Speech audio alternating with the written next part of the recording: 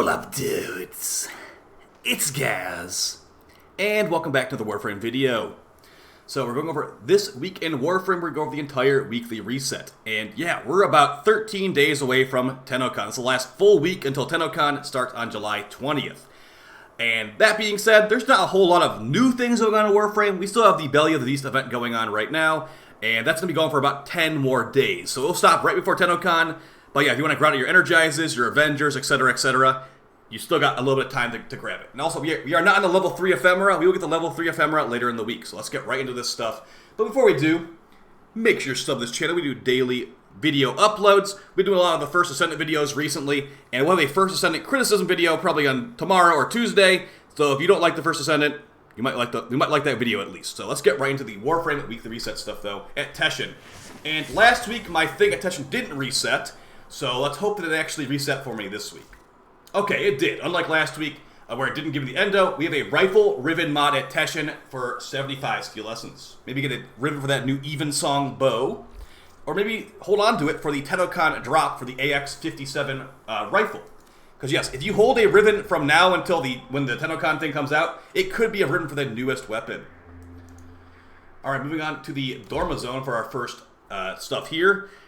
Yeah, we had Hero and Necros Prime Access Resurgence return on Thursday, so if you guys need that, you can go grind it out with the Galatine and the Tigris. But yeah, there's also going to be things like the Scourge and the Knell from Hero Prime. Now, the main reason you would come over here to get your weekly reset stuff is going to be for Archides wares. So you can sometimes have a reactor or stuff like that. It's kind of useful, but we'll see right now. Hello. Alright, so we have... looks like nothing too great this week at her, but we have 5k Kuva, a Forma Blueprint, another Forma Blueprint, and Primary Arcane Adapter, and 5k Kuva. So yeah, nothing really worth reporting in here for. You should always have this Aura Worm Arena Simulacrum to just remind you guys. Nothing tickled your curiosity. Now, as far as your Archon Hunt and your Elite Archimedian, that's the things a lot of people will be signing in for. But reminder too that the Owl Archon is actually glitched out, and there will not be a Owl Archon, Blue Archon hunt probably until like August, honestly. So keep that in mind. That will be likely just the Snake Archon and the Wolf Archon for a while. But there will be an alert for a Blue Archon shard in a couple weeks. Speaking of the Archon hunt, we have the Archon hunt right here. The Archon Nora giving you an Amber Archon shard, and the mission types are going to be Spy, Defense, and the Final Boss Showdown. So, yeah, that's going to be a Yellow Archon shard. They're going to give us that alert in probably, I think it's like July 24th is what they said. But yeah, either way, let's go over to the EDA and see what we got for EDA this week. Yeah, those clamps for the clamps for like getting like reactors and Forma Blueprints from Archides is a little bit on the higher side, but if you're grinding out lots of Deviri with those new portal changes, maybe you'll like it actually. Alright, so EDA, if you don't have this unlocked, it requires rank 5 with a Kavia Syndicate to play these missions. So let's see what we got. Okay, so another week of no boss fight. What happened to the boss fight, VE? We haven't had a boss fight for this for over a month. But yeah, either way, let's see what we got. Looks like we got everyone's favorite gear embargo. Alright, so here's the Alchemy, first mission Alchemy. First modifier, hazardous goods. The grenades will inflict their associated damage on you while being carried. So just be aware of that. It's not too much damage, but if you're holding a toxic grenade, it will go through your shield and maybe kill you if you're not paying attention. Additionally, you got Devil's Bargain. Allies within right by a near dead enemy will get increased fire rate but lose ammo efficiency. And the Elite Archimedian modifier, which is not active to the EDA, is going to be Post-Mortal Surges. Enemies that die will explode in void energy. So, pretty easy alchemy, honestly. Nothing that the enemies will be randomly invincible for no reason. Mission 2, the Survival. Parasitic Towers. Life support towers are only activated after 20 enemies have died within a 15-meter radius of them. So find a good camping room. There are certain rooms where this modifier is really bad, so try to find a good camping room. Hopefully your tile RNG is in your favor. Doing this one solo can feel really, really terrible. So yeah, hopefully it's not as bad for you as it was for me before. Bolstered Belligerents. All enemies have Overguard equal to 50% of their maximum health. So that means those enemies are going to have a lot more... Like, they're going to be hard to kill, basically. They're not going to be CC'd by abilities until their Overguard's broken. Just be aware of that when you're going through. And the final one for the EDA, Alluring Archonids. As rogue Archonids charge their attack, they will pull Warframes towards them. So that means, like, the robot dogs will stun you as they're charging their attacks. And for the final mission, this one will be super easy. It's an Exterminate. Basically a freebie at the end. Necromech Influx. Mechs appear with greater frequency. The second one, Myopic Musicians. Enemies will only take damage if a player is within 15 meters of them. Okay, that one makes it a little bit more annoying. You have to be basically in melee range to damage these guys. And the final one is Rupturing Fragments replace Shuffling Fragments. Okay, I said it was free until I read those last two. Exploding Fragment enemies do about 5,000 damage per explosion, and you have to be within melee range to damage them, so be careful. They're going to explode after you kill them, and they hit pretty hard, so a pretty easy week for the EDA missions themselves. Let's see what modifiers we have over here. Personal modifiers.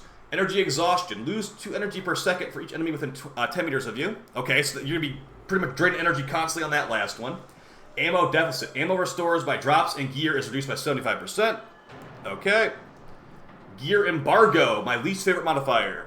Gear cannot be used. That means no elite on calls, no energy pads, no nothing. And Powerless. All abilities are disabled until you get 50 kills. Yikes. Okay, so like these two together are a little bit annoying. Because you get to actually, play the game. So, either way, that's your EDA. And as far as gear for me, it looks like I got some kind of okay stuff. Nothing too phenomenal. I guess Strun's pretty good. I got Strun, Despair, and whatever melee. So I got 2 Incarnons, technically. Not too bad.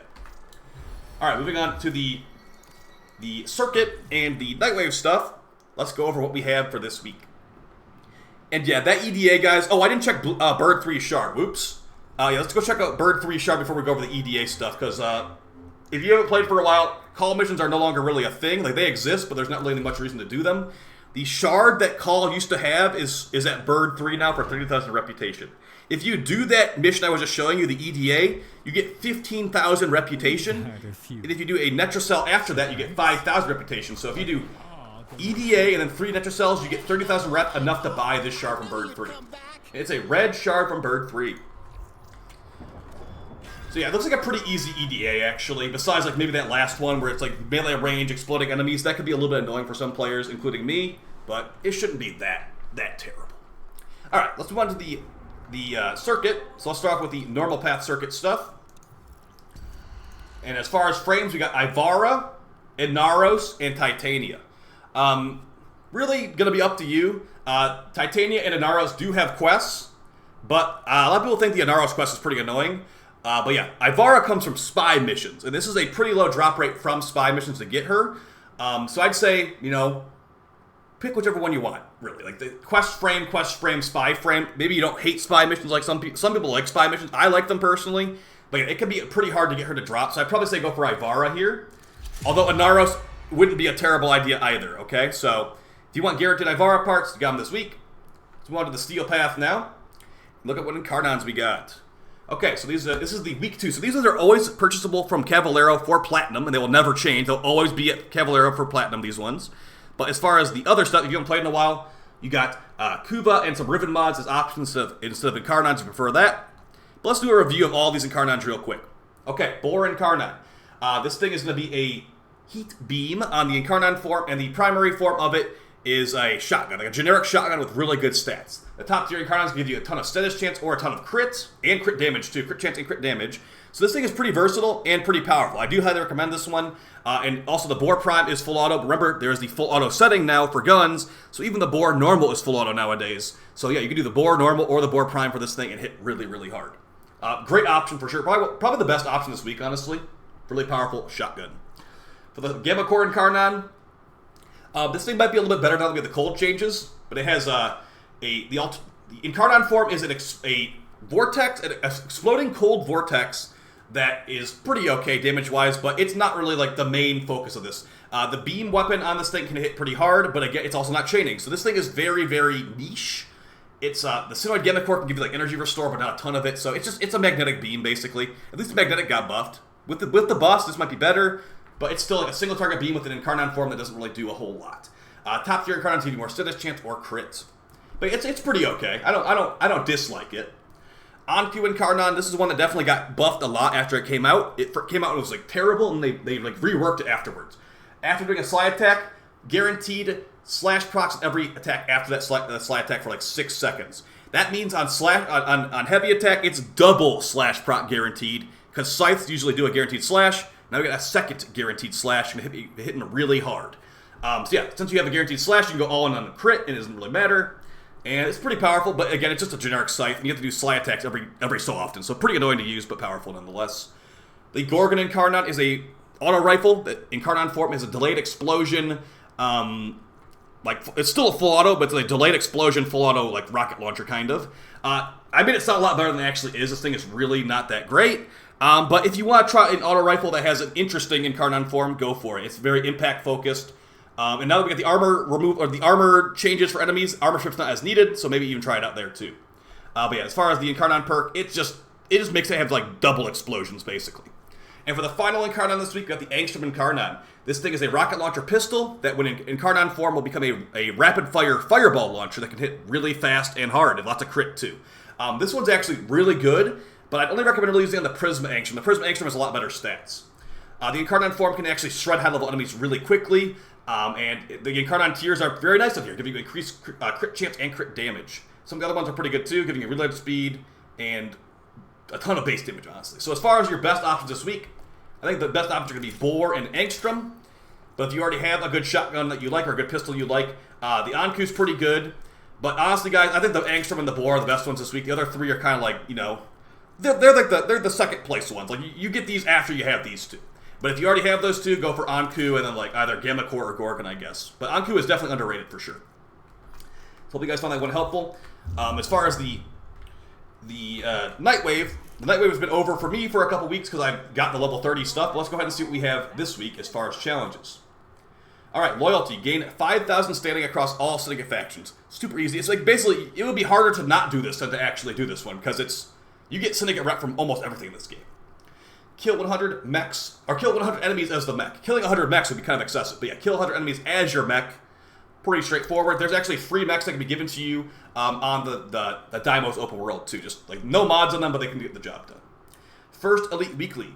Exchange 10 Riven Slivers for a Riven mod. The way you do that is you go to Paula Dean on Iron Wake and turn in Riven Slivers for a Riven mod. Pretty easy 7k Nightwave rep right there. And then the next Elite Weekly, complete an arbitration mission. Thankfully, you don't have to do the entire thing until go like 20 waves. You just go one wave and leave. So for example, let's see what we have right now. For this interception, you could literally do one wave of interception for the RB and then leave, and that'll count for the bounty or for the Nightwave challenge. So really, really easy one there. But you have to have arbitration unlocked in the first place. And for the normal weeklies, your permanent weeklies, you got kill 30 Eximus, complete 15 missions, and kill 500 enemies. Just going to be there every week, basically. For your Nightwave store, let's see what we got. You got evergreen stuff at the top, as always. You got the Goth helmet. That's pretty cool. It's a cool Goth helmet. And the rest of the stuff's going to be up to personal preference, of course. Any good helmets besides the Goth one? Kind of whatever. Now, as far as aura mods, we got Holster Amp, Pistol Scavenger, Physique, Deadeye, and Loot Detector. Those are all pretty good for the most part. Actually, maybe not all of them. Holster Amp's really good. Loot Detector's really good. And the other three are going to be more niche. So I'd say if you want to grab any of these, grab Loot Detector and Holster Amp. We got Exposing Harpoon for the Heart Pack. Gives the Heart Pack a ton of extra crit, but there's no Kuko Heart Pack, so don't even worry about it. And as far as Mastery Fodder, you got the Heat Dagger Blueprint, the Plasma Sword Blueprint, and the Heat Sword Blueprint. And then for non-Mastery Fodder, you got the Ceramic Dagger. Now, in the Jade Shadows update, this no longer works on Mesa's pistols as far as getting stacks from it. You have to get actual primary kills now. But it's still pretty good. If you want to use a primary, I guess you could stack it up. But yeah, now that this has been, bug fixed, not work on Mesa's pistols, I think go with the Fear Axe instead if you have the Fear Axe fully modded out. But yeah, either way, still a really good Incarnon at the end of the day. And for Conclave Augment Lodge, you got Brainstorm Gakata, Purifying Flames for Ember, which is not the good one, this is the not good one. Deceptive Bond for Loki, and Recharge Barrier for Volt. So yeah, Healing Flame is the good one for Ember, Purifying Flames is not the one you want for Ember, so. That's basically it for your Incarnon, or that's basically it for your Incarnons and your Nightwave. Let's go look at these Invigorations at the back of the ship. So yeah, there is nothing really going on in Warframe this week, guys. We are waiting on tennocon on the 20th, so there's probably some information for tennocon sprinkled in throughout the week, but yeah, don't expect too much from Warframe this week. I'll just grind out whatever you need to get higher level. Alright, for Invigorations, these are random per player per week, so just because I have these doesn't mean you're going to have them as well. Let's see what we got, though. Okay, for Grendel, we got energy rate and secondary damage. That's pretty good for Grendel with him having Nourish, the energy rate, but secondary damage on Grendel, not really what I'm looking to do usually. For Ashe, we got primary critical chance and energy max. That sounds pretty disgusting on Shadow of Wrath. So I might have to try that one out. Maybe some Ashe gameplay in my future this week. Maybe for Disruption or Void Cascade. And then for Hydroid, we got heal rate and duration. That sounds pretty good for Hydroid, actually. Giving a built-in heal rate with all his armor, duration for longer Tentacle Swarm, duration for longer anything he's casting, really. So it's really good Invigoration for Hydroid. yeah, pretty happy about these ones. So I'll see you guys in the next video. Hope you find it fun and helpful. There will be so the next video will probably be a Warframe adjacent video. It'll be Warframe and the First Ascent, comparing them. What does Warframe do a lot better? What could Warframe take from the First Ascent to make the Warframe better? And vice versa. So we'll be going over that tomorrow. Hope you guys found this video fun and helpful, and I'll see you next time. Take it easy.